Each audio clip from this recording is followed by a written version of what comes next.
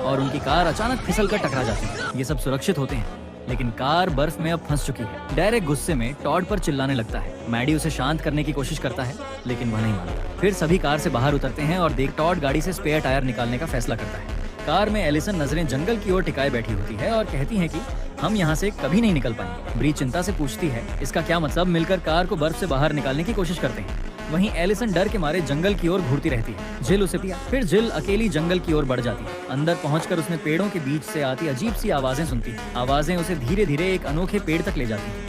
वहाँ तभी अचानक फिलिप वहाँ आ जाता है और उसे देखकर वो डर जाती है। तभी कोई जिल को पुकारता है और वह तुरंत कार की ओर लौट जाती है। फिलिप वहीं रुक जाता है। पेड़ों के बीच से अजीब सी आवाजें सुनाई देती हैं। जिल जब कार के पास लौटती है तो वह देखती है कि एलिसन वहाँ नहीं होती। फिर वह दोस्तों से पूछती है, लेकिन किसी को भी पता नहीं होता। जोर से एलिसन को पुकारने लगती है। फिर सब लोग जंगल में उसे ढूंढने जाते हैं। थोड़ी देर बाद एलिसन उन्हें घुटनों के बल एक मरे हुए हिरण के पास बैठी मिलती है। हिरण की लाश बुरी तरह कटी हुई थी। ये सीन देखकर सभी चौंक जाते हैं। कार के पास लौटते हैं और सब मिलकर कार को धकेलने का फैसला करते हैं। फिर डेरेक एलिसन को ड्राइविंग करने को कहता है और गाड़ी बर्फ से बाहर निकल जाती है।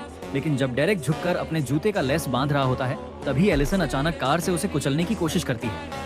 डेरेक समय रहते साइड में हो जाता है। फिर गुस्से में एलिसन को कार से बाहर निकालता है। तब तक सब लोग उसे रोक लेते हैं। फिर जिल कहती है कि अब हमें यहाँ से निकलना चाहिए। तभी फिलिप देखता है कि कार फिर से बर्फ में धंस गई है। सूरज भी जल्द ढलने वाला था और ठंड भी बढ़ रही थी। इस स्थिति को देखकर ग्रुप फैसला करता है किसी को बाहर जाकर मदद लानी होगी। टॉड जिम्मेदारी लेते हुए कहता है कि मैं जाऊंगा, लेकिन उसे अकेले जाने में डर लग रहा था। ये देखकर उसका भाई मैडी मदद के लिए तैयार होता है, लेकिन ब्री उसे जाने से रोक देती है।